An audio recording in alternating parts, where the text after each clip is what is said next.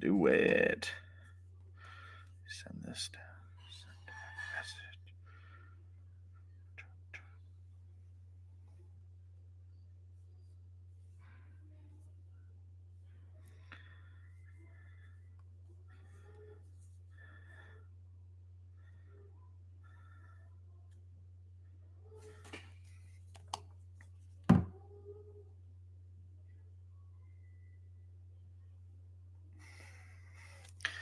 All right, you see it?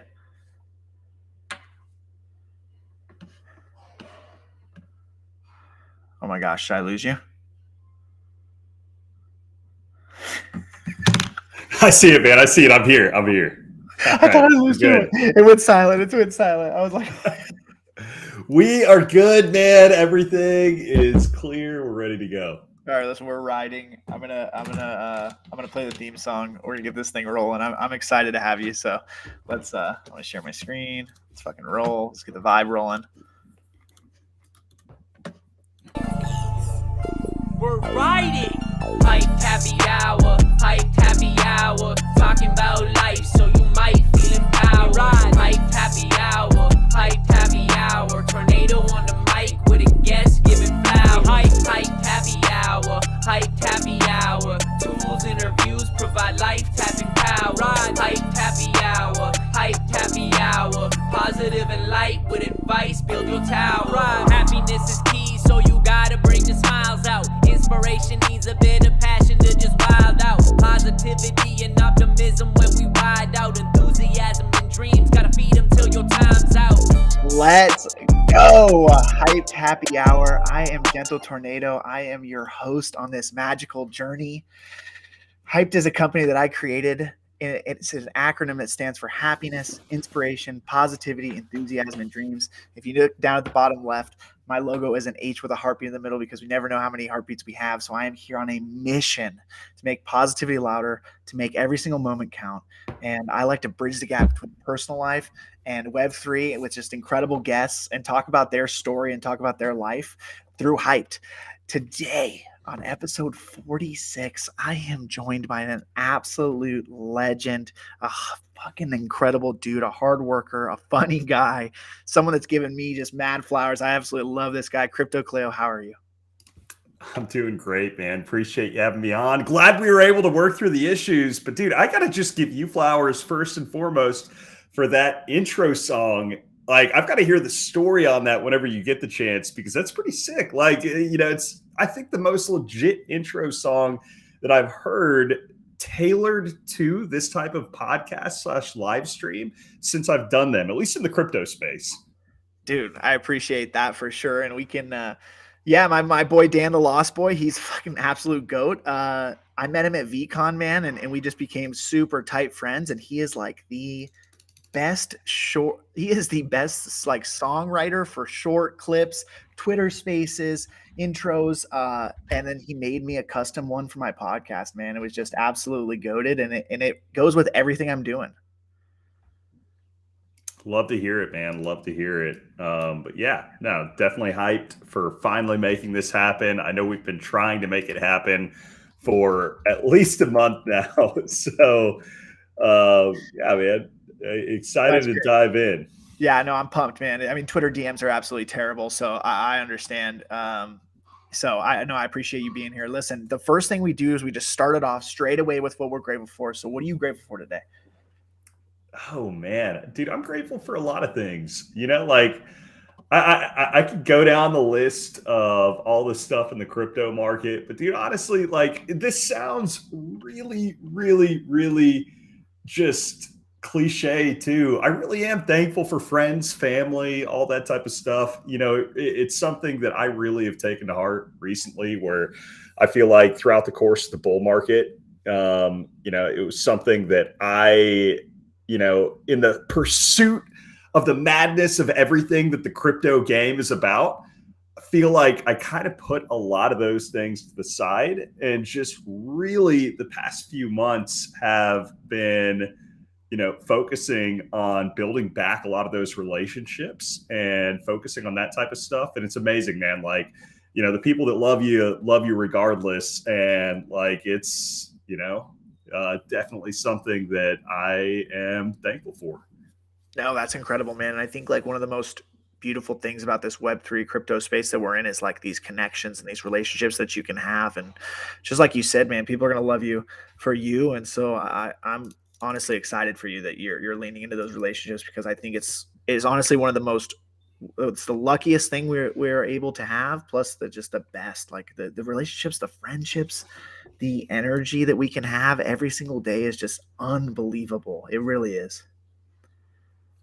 100%, man. So, what about you?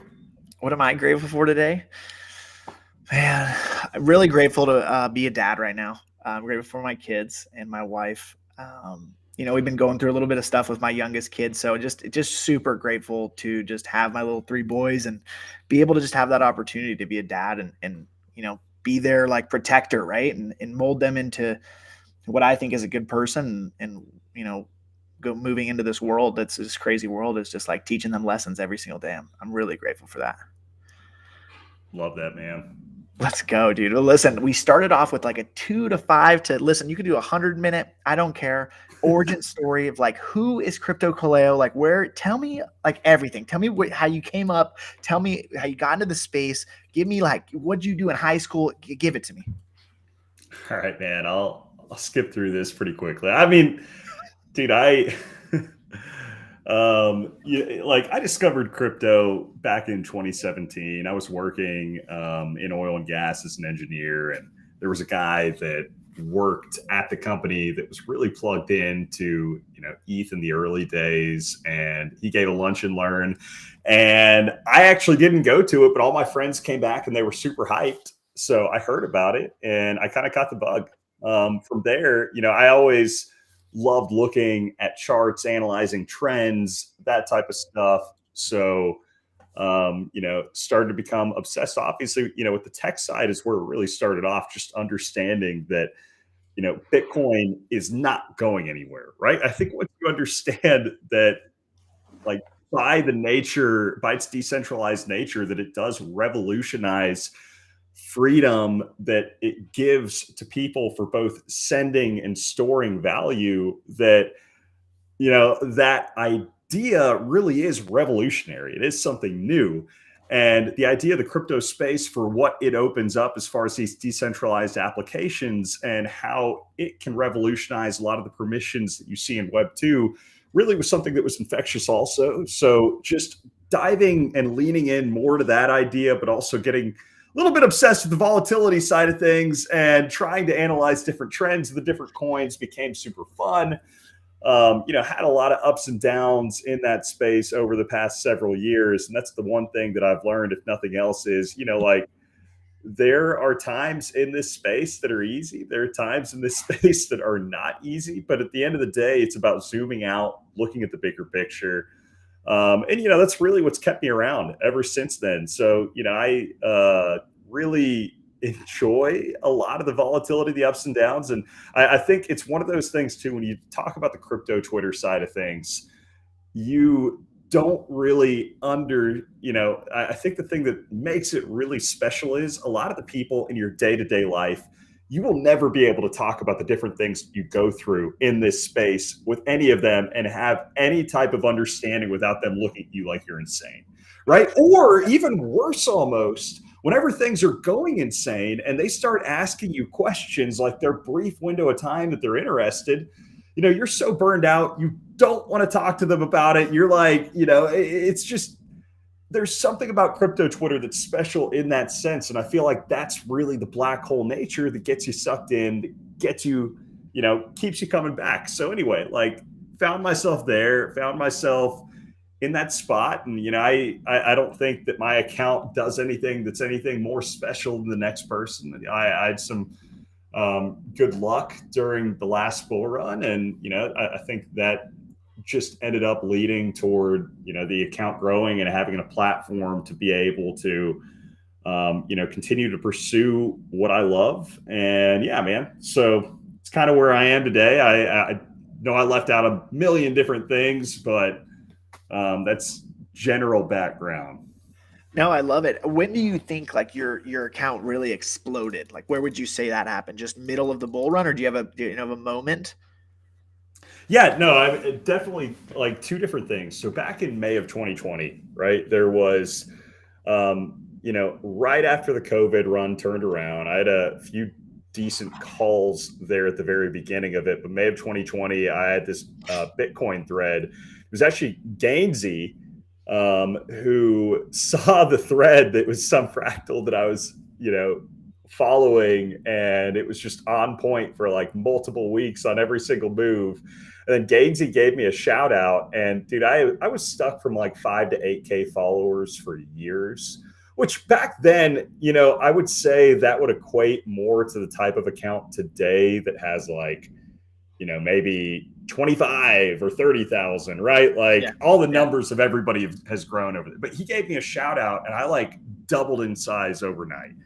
Right. So that was crazy. And the thing about it was Gainsey was connected to kind of the in crowd for CT. So then a lot of those people I ended up just making connections with. And it's one of those things where you start to interact with people that have that, you keep going, and just, man, was able to ride like where the most insane growth happened was spring of 2021, where I was, complete degenerate mode, posting these P&Ls that were absolutely insane, that I look back and I think to myself, what the hell were you doing?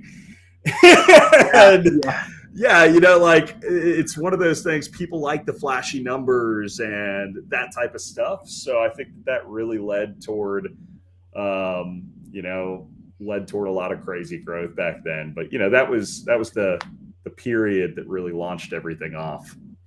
Dude, I love it. So you're a deep degen at heart. You're a degen at heart. Oh yeah, man. I think the majority of people in this game, if anybody tells you they're not a degen and they're in the crypto game, they're a liar. Yeah, no, I agree. And to be honest, I told this, I think, I don't know if it was on the last podcast, but I was like, man, degenning in real life with your friends at like a conference is probably one of the greatest things ever to do. Out of the energy that you get when you all buy a project that is just you're praying runs is just like something else. I really don't know how to explain it. I was about to ask, man, like, what does degenning at a conference consist of? Bro, I won't even lie. The closest thing I've ever done to that was back in like May of 2021. It was my first conference that I went to, the Bitcoin conference, and I was just meeting people for the first time. I met this 3AC guy. He was one of their only traders whenever I showed up to this conference. He asked me, he was like, Kaleo, what play are you really big on right now? This was summer of 2021. So, Luna was still really low. It didn't collapse until summer of 2022. It's like, well, I'm huge on Luna right now. I've got a big position, XYZ. I shit you not. Within 5 minutes, I walk away from that conversation. He walks off and I like see him in the corner somewhere. I look at the Luna chart. There is this massive red wick down. These people like chasing my, and I like, it was too perfect of a coincidence that I told, this 3AC guy, oh yeah, this is my biggest position right now. And a few minutes later, who 3AC, they were like the market maker or one of the market makers outside of Alameda on FTX, ends up chasing down that position, trying to stop me out. So that's the closest that so at a conference, I was like, yeah, I'm done talking about any of that type of stuff. That's the difference, I guess, between like, the trading game, the NFT game, but like, yeah. That's crazy. So how much comparatively, like, do you still trade more than you buy NFTs, or how is it like the balance? Do you have a balance where you might trade NFTs more, or you do a lot of coins and stuff? I mean, a lot of coins and stuff, man. I'm really, really bullish on the NFT space going forward. It's one of those things that like, I love everything that the NFT marketplace has to offer. I feel like it's just a different type of community because, again, like you said, at the conferences and that type of stuff, you're all degenning into something together. It is not like this, dog eat dog world where the competition is trying to cut your throat and, stab you in the back as soon as you walk away.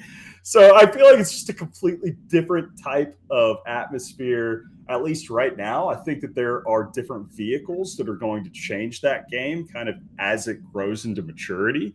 But it is a really fun and refreshing experience in the NFT marketplace versus the other side. Now, like there are trade-offs for each one of them, but I think that I'm pretty excited about where the NFT marketplace is heading here in the next couple of years. No, I agree with you. I think it's there's a lot of good things that are going to come, and I think like getting into conference season, like it's a lot of hype normally around conference season, a lot of good energy. So we could see some crazy stuff happen. I do. I think we can see a lot of crazy shit happen. Are you going to anything coming up here? I know the NFT Paris, a lot of people were just up there at that, but it felt like half of Twitter was at NFT Paris somehow. Yeah, I felt the same way. I thought that a lot of people went. That made me excited because I did not think a lot of people would go to Paris, but a lot of people went to Paris. I'm going to go to NYC. I'm not going to LA, but I'm going to NYC, and then I'm going to go to VCon. And after that, I probably Art Basel in December. But are you going to go to anything? Man, I have. So I'm going to stop by, I think, South by Southwest for a minute. It's part of the game plan. And then I wanted to go to ETH Denver. I just had some other things that, unfortunately conflicted with it. I might go to the Bitcoin conference coming up here, but, outside of that, man, I don't have anything set in stone on the plate right now. And, I really want to up it. I just, I feel like after the past couple of years, you go on the conference circuit, and I'm not sure how many you've been to. I feel like you've been to a decent amount. I feel like there is occasionally this period where you get a little bit burnt out and you're like, all right, I need just a little break from the circuit and then like dive back into it. Yeah. I mean, I think I agree with you. It's exhausting for sure. But I think it's great. Like, I think if you can, I would go to as many. I think going to the conferences is incredible because that IRL connection and that like you being able to sell yourself on a different level, I think is very important. That's why I tell people, I'm like, listen, the connection in person is way more intense than on fucking Twitter, and the relationships that you can make moving forward. If you want to start a business or you want to launch a collection or whatever you want to do, I think is way more important in person.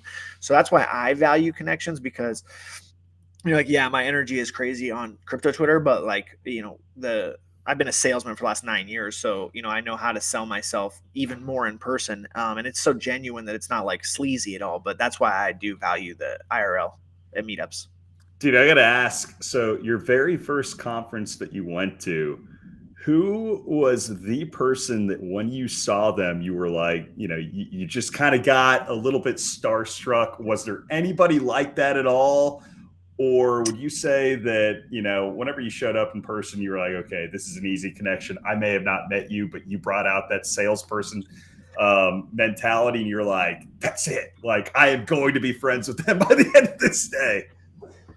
You know what? And in NYC, man, there wasn't really any. My first conference was, or was my first conference? No, my first concert was VCon last year. So, man, I would be lying if I didn't say Gary V. That was like, really important to me. But kind of after meeting him and talking to him for a few moments, it was just like, oh, he's just a normal dude. Like, I need to talk to him like I normally would. It was a little bit more meaningful to me because like I followed his content for so long. But at the end of the day, like, I don't really want to put anybody above anybody, and like, but yeah, like it was like I couldn't believe it. You know what I mean? Like he was just fucking walking around talking to people, and then like Logan Paul was there, which is like just like crazy celebrities were at the first VCon that were just like walking around talking to people, and I thought that was pretty crazy for sure. I mean, what about you?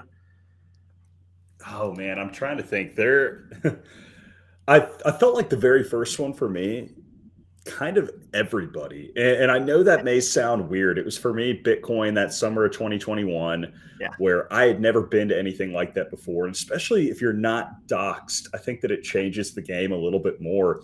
I remember there was a group of these crypto Twitter people that were all out at some bar that night. And I was so nervous to go out there and meet them.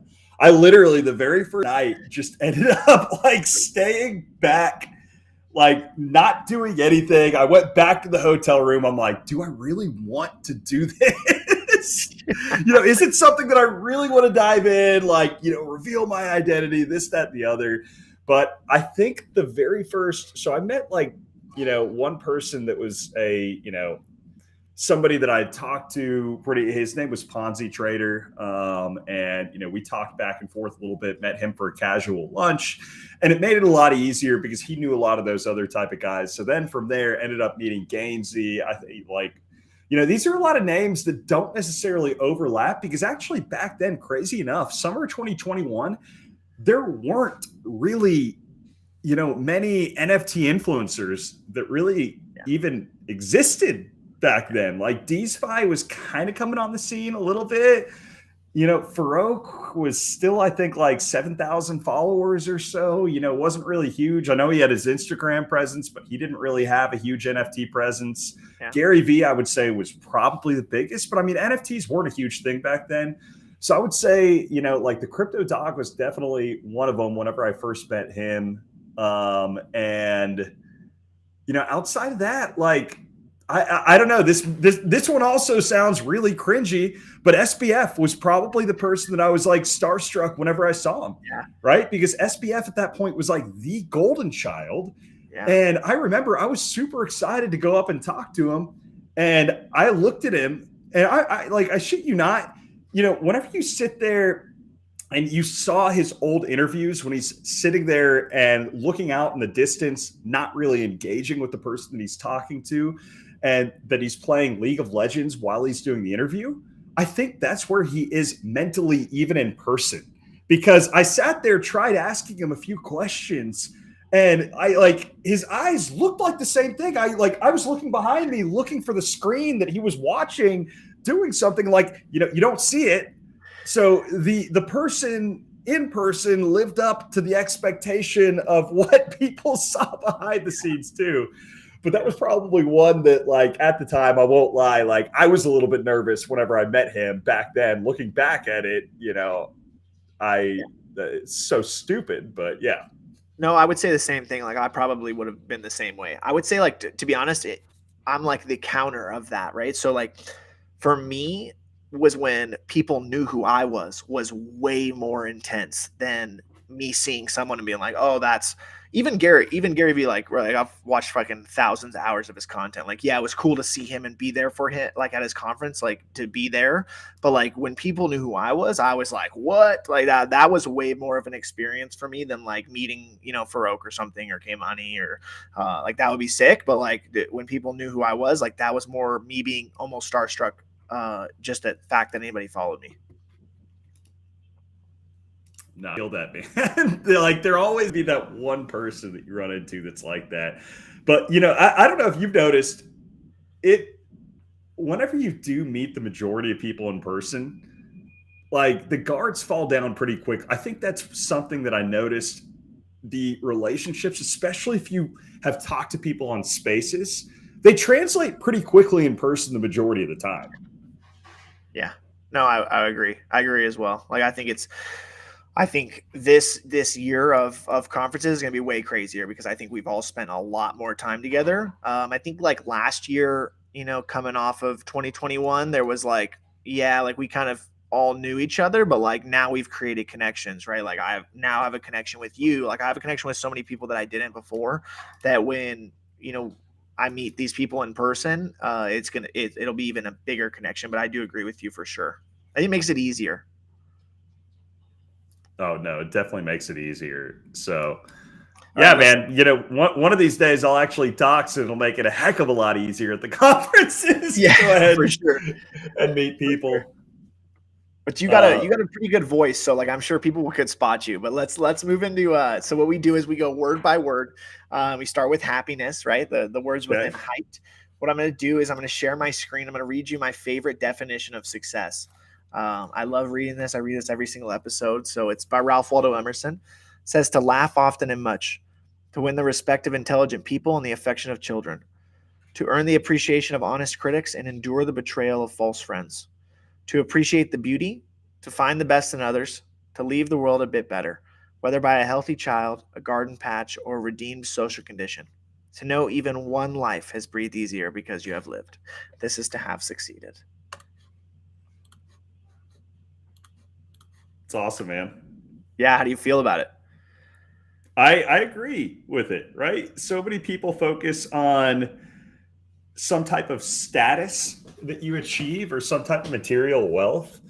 But I think that success is so much more than that, right? Like, there's a reason why there is, super high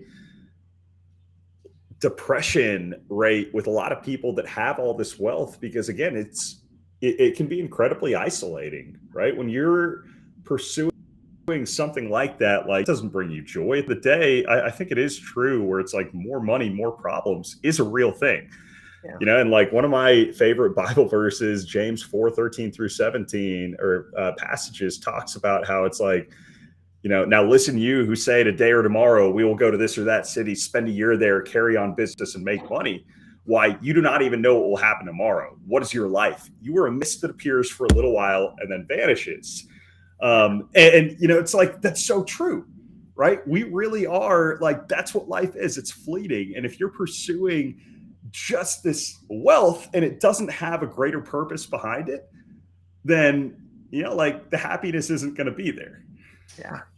No, for sure. I absolutely love that. I think, like, I'm reading a book on hurrying too much right now, and just the slowing down and like cherishing the moments. I was playing hide and seek with my kids earlier, and we had the best time ever, and just slowing down and like being truly in that moment was something that I'm never going to forget. And so to me, that's like true happiness.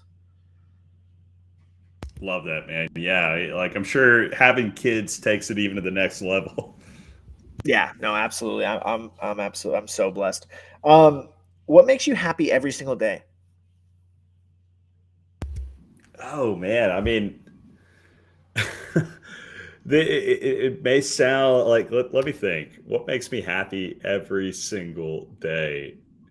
Dude, I love being active. And again, that's something else that I've focused on getting back into. So, like, I love getting out, playing basketball, going outside, enjoying doing something basically other than sitting behind the computer screen. As much as, like, winning a trade or making a connection on here is great, I think that doing something like that is also, like, definitely adds some type of fulfillment too. And the other thing I want to add to it too is, like, dude, if you have the opportunity to help somebody else, I just got back plugged in as a young life leader recently. I took a break for a few years, and I really think it's cool having the opportunity to work with a bunch of these high school kids that don't really necessarily have this clear-cut path as far as what they know for how to succeed. And, a lot of these families, the high school that I work at is, like, they come from really broken homes, and a lot of them live in poverty. And, a lot of these kids are super smart, and, they just don't have that figure in their life to be able to lead them and guide them to say, hey, like, you can go to college, you can pursue something bigger than this circle that you've been taught that you're going to be stuck in your entire life, right? Like, there's opportunity outside of that. So I think having the ability to just see that impact on them really is something that, like, honestly, at the end of the day, as much as I enjoy doing things for myself, I think that it does make a lot bigger of a difference when you see somebody else that's impacted by what you do. No, I absolutely love that, and it's crazy that you brought that up, because I'm starting a nonprofit this year focused around teen mental health, and my plan is to go into high schools and start curriculums with these high schools that in Las Vegas, and build their leadership skills and be there. And so the fact that you got just back into young life is like incredible. That was wild. I never would have expected that to happen, and the fact that I'm starting a nonprofit this year based around that's like my biggest passion is, besides my family, is helping young teens. Dude, that's awesome. Yeah, you want to know the funniest thing too? So I thought there was no way in heck I wore a Wonky Stonks hoodie to the first Young Life leader training back at the beginning of January, for starting off the second semester, because I was like, yeah, there's no way that anybody's going to have any idea what this is, right? Like, it's such a niche, NFTs in and of themselves are really niche, and the stonks are, even more niche. So I walk in, and within the first minute, this guy walks up to me. He's like, "Oh, wonky stonks." He's like, "That's the NFT collection, right?" He's like, "That's awesome." He was like, how do you know about that? That's I was wild. like, and I was like, wait, you know what the wonky stonks are? And he was like, yeah, man. He's like, that's the thing, I think, released by like Kaleo crypto or Kaleo crypto. And he was like, isn't that right? And I was like, yeah, man, like, that's my project.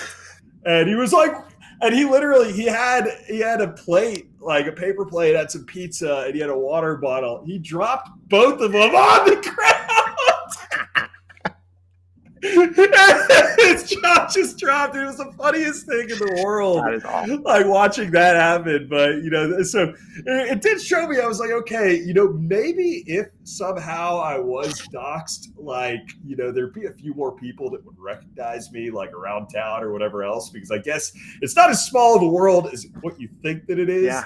But that was super funny going into there. That is an amazing story. I mean, are you not doxing for like security reasons, or why aren't you doxing?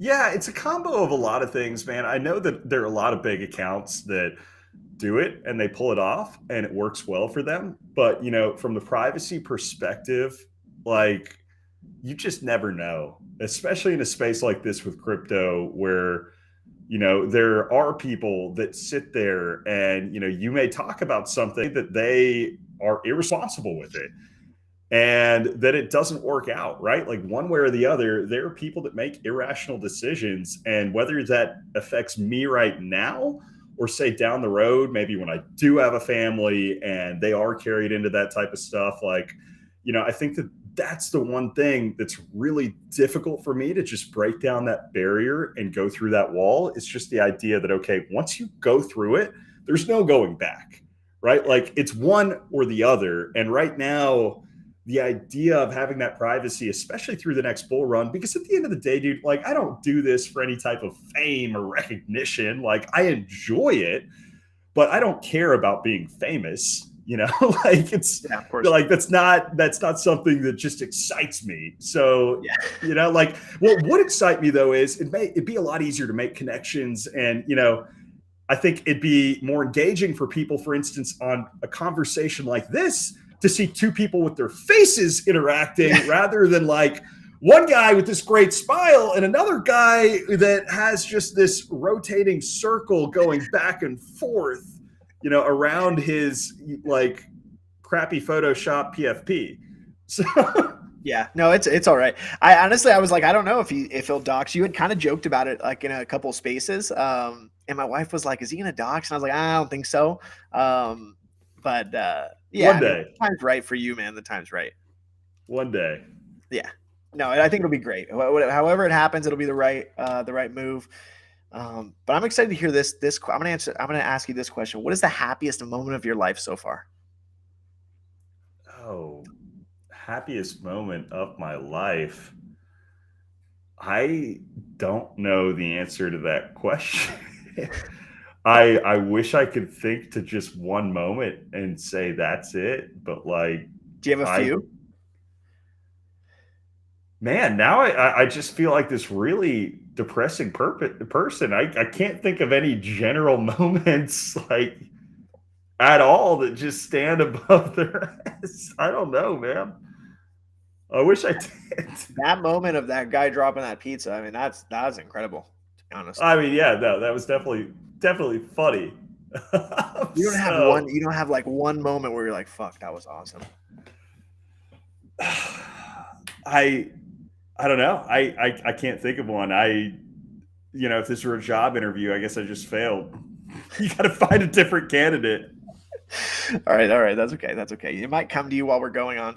I feel like I'm gonna hit you with some hard questions, but this last one under happiness is what are some communities within the NFT space that you're involved in, or that you just like and enjoy being involved in? Okay, so you said what are some communities that you like, or Yeah. yeah, I mean, dude, I think the Pudgy community was the very first one that connected with that. Dude, they just are incredibly welcoming, and the other thing too, dude, one thing that's been tough. So something I haven't yet had the opportunity to tweet about, but like something that was difficult for me over the course of the past month. Like I ended up having to liquidate a bunch of my NFTs, and like one of the things that I didn't end up talking about as deeply as it like was the impact of the FTX situation and how it affected me, and basically like the last month ended up having to liquidate a lot of the NFT collection that I had because I needed some type of liquid position, right? And like, the fact that regardless of whether, I hold that massive position or not, the way that these communities that accepted me in at the beginning still accept me, and like I still support them and incredibly bullish on each and every one of these, and plan on diving back in heavily down the road. But again, I think that's something that shows a lot because there are other communities that aren't that understanding with that. If somebody does sell an NFT where they'll crucify you, blacklist you and say you are the first person that like we don't want to communicate with. So I think that's something that speaks volumes about a community. Isn't just like the way that they accept you whenever you enter into it, but also whenever you exit from it as well, because like that shows that they care more about the person than just the position, right? And that's why I'm so incredibly bullish on where they're heading. And like I've got so much FOMO right now, looking and seeing what's happening with it, because dude, they are going to be so incredibly big moving forward from this. So yeah, man, like that's I think something that's super special. And yeah, especially the first NFT collection outside of the Wonky Stonks, which, obviously like the Wonky Stonks community, man, like, I've got to show my own thing. Like, dude, they are the absolute best. No matter what I'm going through, like if I'm looking for people that are in this space that like actually care about my well-being, and like I went through a difficult breakup here, like last month, that I was dating a girl for 4 years, really love her. Like, you're in a relationship like that for that long. Yeah. There are a lot of good things about that person, right? It was just something that was unfortunate that just, finally realized, okay, this isn't working out. A lot of my issues that came into play there.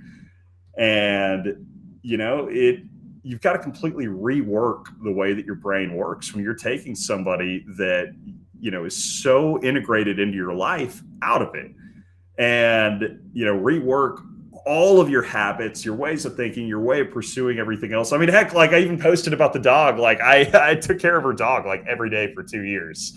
So like haven't seen that dog in a month, and like it sucks. So the dog didn't die if you saw the dog post. I just don't have access to it anymore. So like, there are a lot of little things like that that add up. And I'm telling you, man, like, just the outreach from those guys throughout that time. Like, I'm not going to be the guy that tweets about those type of situations when they go down, because I don't want to weigh my burdens on everybody else, right? Like, vomit my garbage, basically. But Yeah. like those guys actually care enough to dive into it, pulse check, in the private DMs. And like, that's meant a ton too. And outside of that, throughout the course of the bear market, man, like, we've just vibed for the past year, and, thick and thin, ups and downs, like those guys have always been around. No, I'm glad that you have that community, and I think it's important to talk about things. And I think what's super cool like about this community is just this, there is a lot of support just generally, right? Like on crypto Twitter, I was saying it the other day, I was like, people want to cheer so much when people win, which is fucking awesome. Like I get so excited when people win, but also when people are struggling is when people do help, pick them up or send them words of encouragement. And I think like, my son is going through some stuff. So I posted just like if people could send good energy and prayers, and it was like crazy, just like the message I was getting, the feedback, just the love, like the energy was just, it was really truly like amazing to see like, okay, fuck, like this is going to evolve into something bigger. Like I already thought it was going to be big, right? Like in the future, but like now I'm like, dude, this is like real type shit that I want to see in the world. I love that, man. I mean, yeah, and that is something I think that's also special and unique about the NFT community in general versus crypto Twitter. Not to say that you don't have some of those type of connections that formed in the old school CT, but I feel like they were more rare than they are in the NFT communities. Yeah, no, for sure. All right, dude, let's move into inspiration. I love this. You're firing me up with your community. This question is super fun. What is one lesson in your life that you've had to learn the hard way? Man, things all don't always go the way that you plan them, but that doesn't mean that they don't go the way they're supposed to. Yeah. It if I were to write the script on my life, like I would never be where I am today. And a lot of the success that you have in life only happens after certain failures, right? You've got to be able to double down and figure out ways to be able to work through that, right? And like had everything gone perfect with my engineering career and COVID never happened, this, that, and the other, like I would never be where I am today. And I truly believe that with every situation that happens, I mean, heck, even with the FTX thing, for instance, where I had that massive setback, I truly believe that there are opportunities that will come from that. Because at the end of the day, like we talked about earlier, what your net worth is, like that's not going to be what carries over into the next life. Like, and I think there are certain things where I even look at it before the FTX situation where I was a little bit contented with where I was. And I look at it now and I feel like I've got a different hustle than I did back then. And it is something that you don't know exactly what the answer is for where that's going to lead. But I am very confident that whatever, the situation is coming back from the other side of it all, it'll lead to something more than what I would have had I just continued to coast. So, I think that's something that people have to appreciate in life, that there are going to be challenges, but it's all about the perspective, right? Like, there are opportunities that can come from those challenges that you would have never gotten had you just continued to coast in whatever you plan. Yeah, no, I love it. I think, and I think, divine timing and, you're just where you're supposed to be and growing from that experience, FTX was fucked. And so the fact that you've taken that and harnessed it and you're working harder, I think is incredible. And I think for a lot of us that happened, we're like, fuck, like we need to, we get serious about this because serious shit can happen. Is there anybody in your life that you've maybe looked up to, or you have an inspirational leader that has led you, just that you've looked up to throughout your life?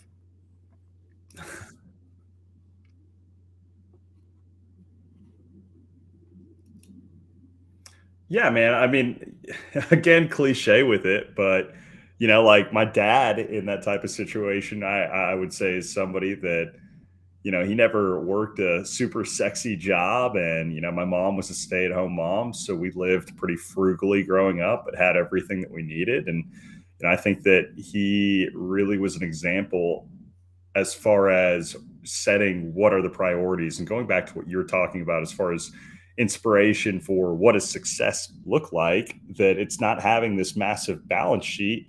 It's about saying, okay, like how am I prioritizing my family and how am I prioritizing like my faith and the way that I'm giving back to others. Like I used to hate him for the fact that when we went to church, for instance, that we were like the first people there and the last people out because he was volunteering, helping, or that we would have to show up to every single volunteer event that like happened, or that, or I always did appreciate that he was there at every single game, found a way, and he'd volunteer to be the, my coach and my siblings' coaches and work all of that in. And things that I realize right now in retrospect were just really unique.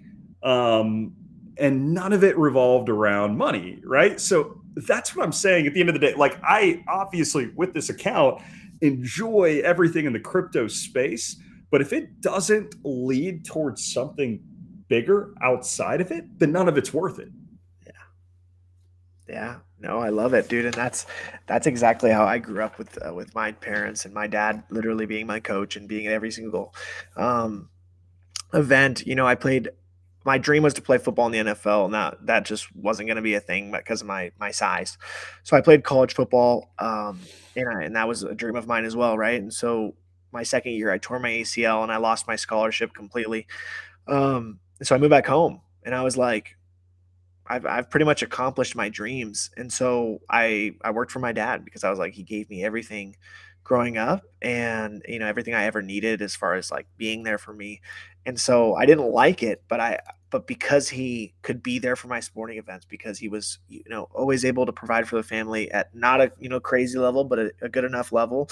And like those moments of like he was at every single football game I ever had growing up, like was 10x more important than me going and finding a $300,000 job. And so it has allowed me to build my family and have the experiences with my family where if I have to leave work to go to a appointment, like I'm going, right. And so like I think those things are more important. And the fact that you said that about your dad, I think is incredible and builds a men's character. No, I love to hear that, man. It definitely shows in your energy that you bring to the table every day too. Yeah, no, I absolutely love it. As the last question under inspiration is, what's your favorite inspirational movie? Oh man, like I'm gonna draw another blank. These favorite and extreme questions are tough. You gotta you gotta give a movie. You gotta have a good movie. I can't think of one. Like I don't know. What's your favorite movie? I don't have a favorite movie. Okay, back in the day when I'll tell you what my answer was out of high school. My answer out of high school was Gladiator. I don't think that's true anymore. But Gladiator was my favorite movie out of high school. Loved kind of the underdog story, him coming back and doing things the right way, earning his way to the top, dying with honor, or whatever else. It was, yeah, like that was always badass. Actually, my very first PFP was, the Russell Crowe from Gladiator in when he yells up like, "Are you not entertained?" to the crowd. That picture right there, and what he was holding in one hand was a sword, the other was I think his helmet, and I replaced the helmet with the Bitcoin logo, and that was my very first PFP that I ever had. Whenever I made the crypto Kaleo account. Dude, I love it. I literally love that movie. And your photo now has a Gladiator helmet. Yeah, so whenever the PFP evolved, this was the second iteration, and it was because there was this thing, before NFTs, people would do these random groups, like either, the crypto soup group was one, another was the crypto suit group, where people would just find, they would take their PFP of whatever it was, and they would just attach a suit to it, and kind of like what you've seen with certain collections where they've taken their PFPs and they're not really like suited out. They'll say like suits on for Sotheby's or something like that. Yeah. It was that same type of mindset just across the board. So everybody did that, and I found this, and just ended up like doing my cheap Photoshop to be able to create it into what it was. I was like, yeah, that's way cleaner than what the other one was. So No, I fuck with it. I like it. I'm glad you found at least an answer. And it's behind the fucking PFP. Like I think that was great. We fucking workshopped that. So don't be down on yourself. Listen, I know these are hard questions. And I feel like no one's really interviewed this like side of you, I'm sure. So that was the one thing I was really excited was like, I wonder like if people really talk to Kaleo about this kind of shit. I mean, not as often. Happens a little bit, but not as deep. It's definitely unique. What'd you say? I said definitely unique. Oh yeah, thanks. So it's positivity. Listen, positivity is my shit. I'm all about it. I'm making it louder every single day. This is a pretty general topic, okay, that I like to cover, and I like to hear the person's perspective around it. So we talk about, having a positive mindset, and the definition behind having a positive mindset is focusing on the good in every situation. Now, doesn't mean that you're delusional to everything that happens, because shit happens every single day. Sometimes FTX collapses, but it's how you respond. And so can you tell me a little bit about, your positive mindset, or how maybe your positive mindset has grown, and what that means to you in your life? Yeah, I think it's about having something that transcends,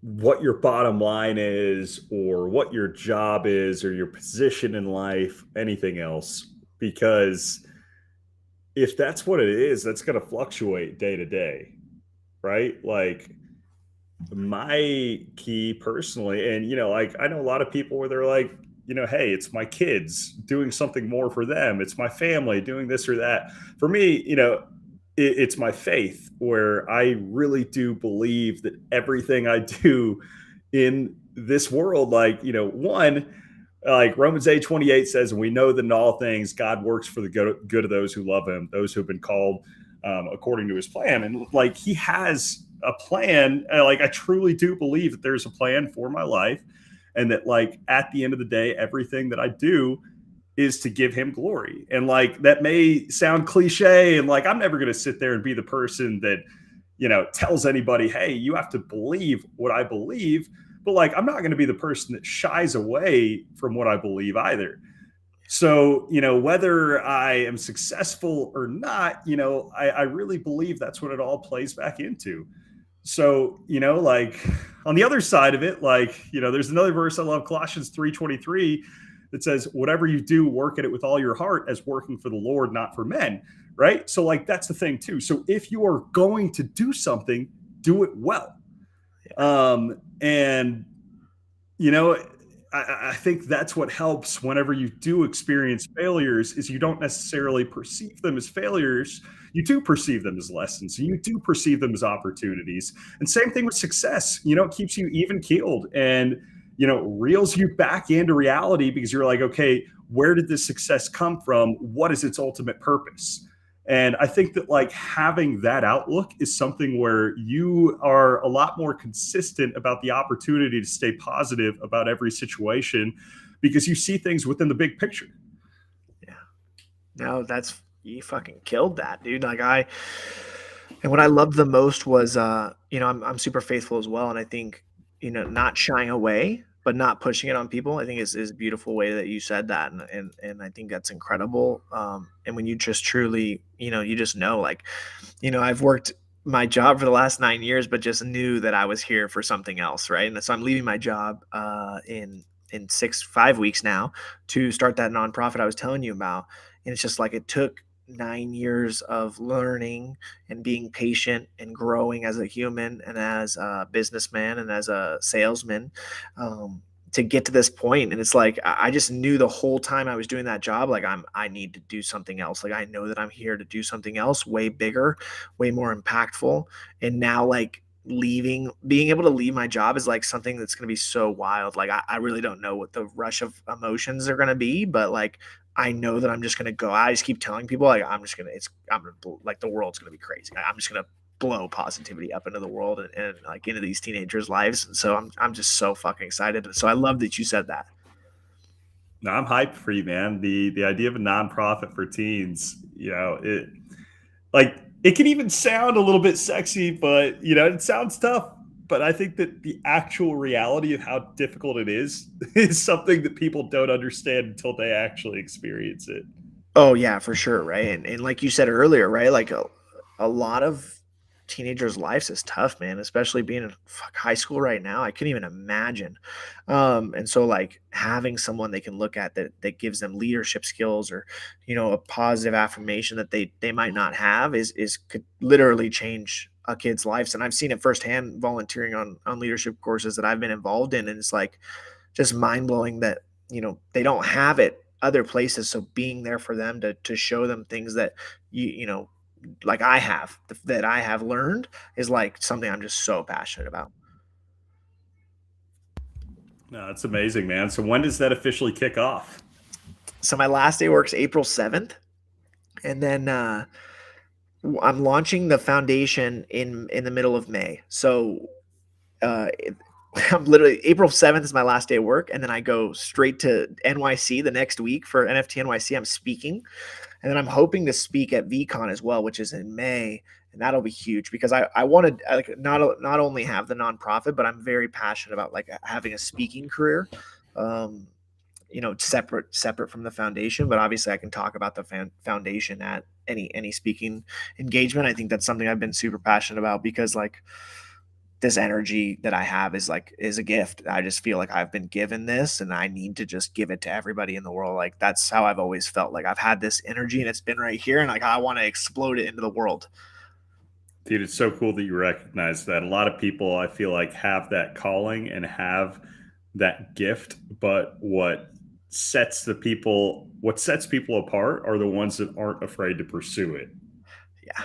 Yeah, and for sure, right? Like starting a nonprofit is like, and what I'm doing is not going to be easy, and it's scary. And like I had a conversation with my dad probably like 4 weeks ago, and he you could just tell like he was scared. He was like, "Listen, like if like you can't go back." And I'm like, "Yeah, but like I can't focus on that. Like I can't focus on the fear. Like I'm focused on the fact that I'm gonna fucking crush this. Like that's my mindset is like I'm gonna go out and I'm gonna do what I'm supposed to be doing. And that's like, how I felt. Like I'm not going to downplay the fact that it's not scary, but like I have faith. Right. And so that's like ultimately the thing is like I have complete faith that this is what I'm supposed to be doing.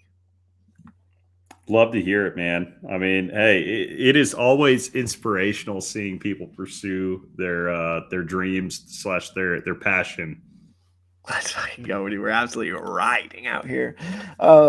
Enthusiasm. I'm excited. You're gonna definitely have answers to these questions. The first question is 3 things right now that you're obsessed with. Like, give me 3 things that you can't get enough of right now in your life.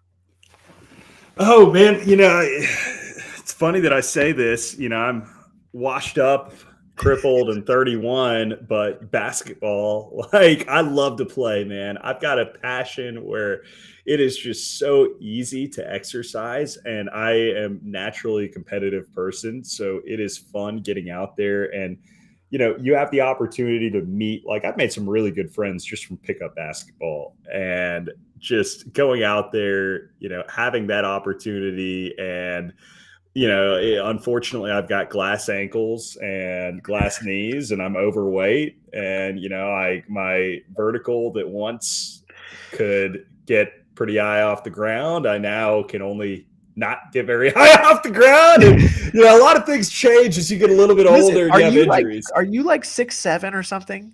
No, dude, I'm only 6'1". Okay. So okay. I'm nothing crazy. Okay. My little brother's 6'5". Heck, both my sisters are 6 foot.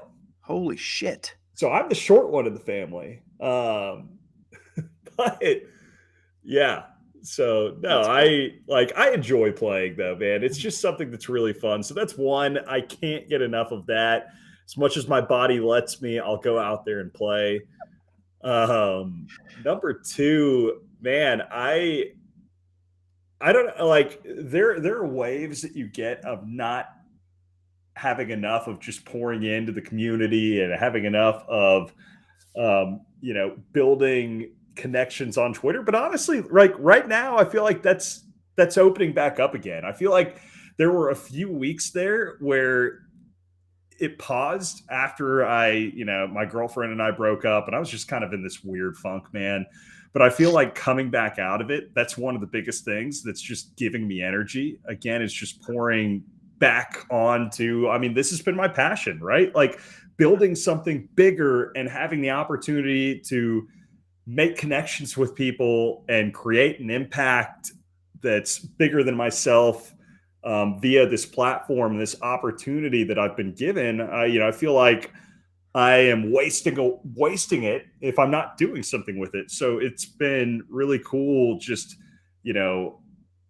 diving in, meeting a lot of people like you, the Wonky Stunk community, continuing to grow with them has been really cool. And just outside of that, man, just the general connections that you continue to grow in this space. Like I am excited about where we're heading the next couple of years. I am so bullish on 2024, 2025. It's not even funny, man. I think that it is going to make what we saw in 2021, 2022 look like a blip on the radar, which may sound crazy, but people give me a hard time about being a perma-bull. It's not true. Like, in a sense, yes, I am, right? Like I am perma-bullish on this space. I really am.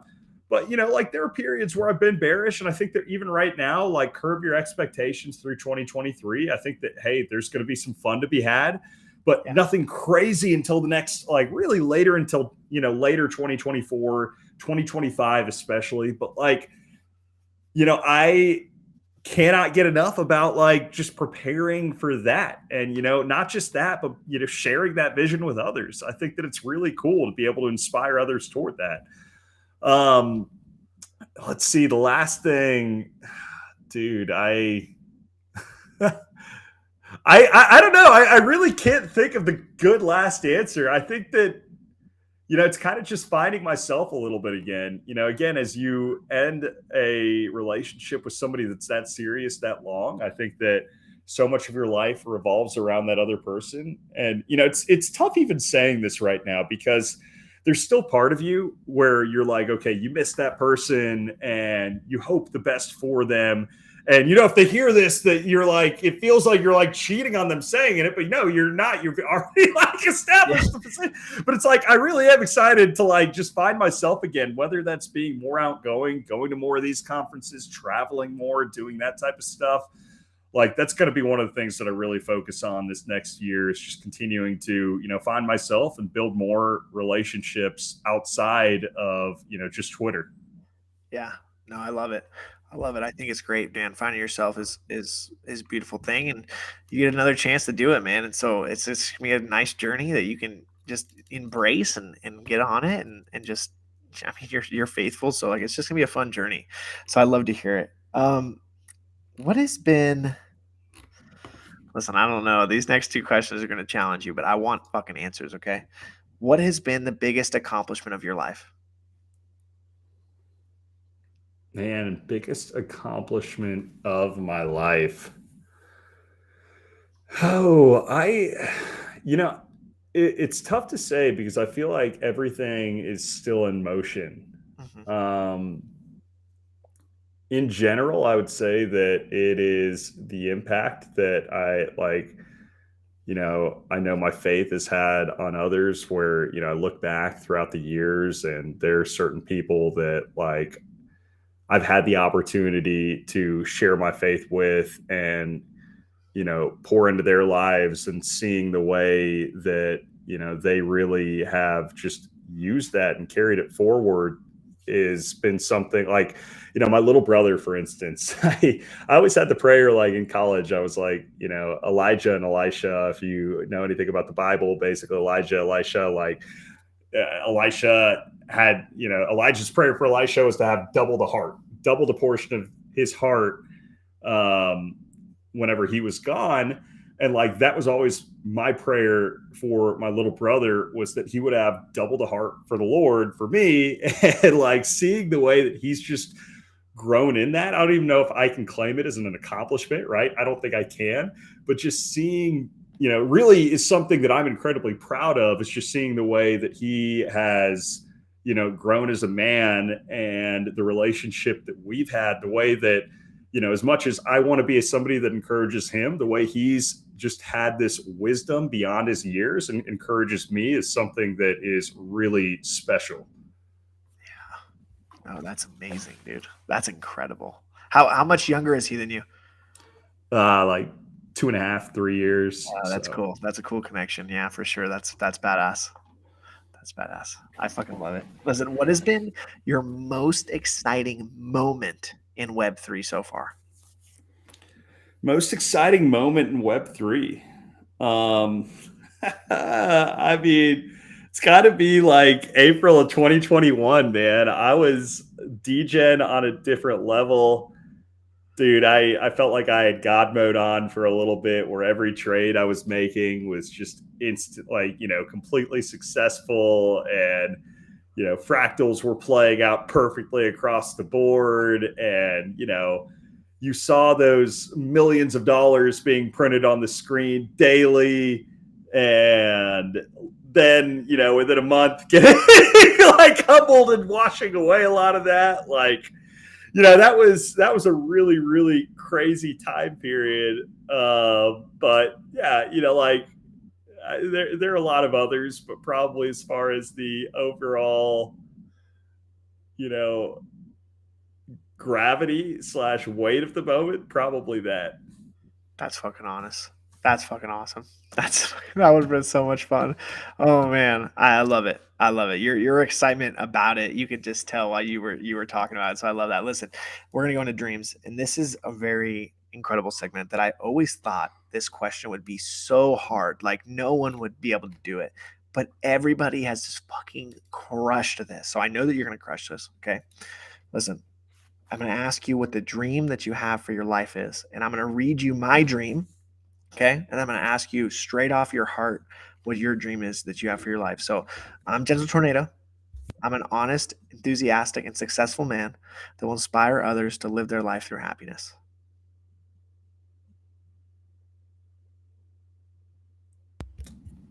Thought you might have just like kind of like a vision statement. Yeah. Yeah.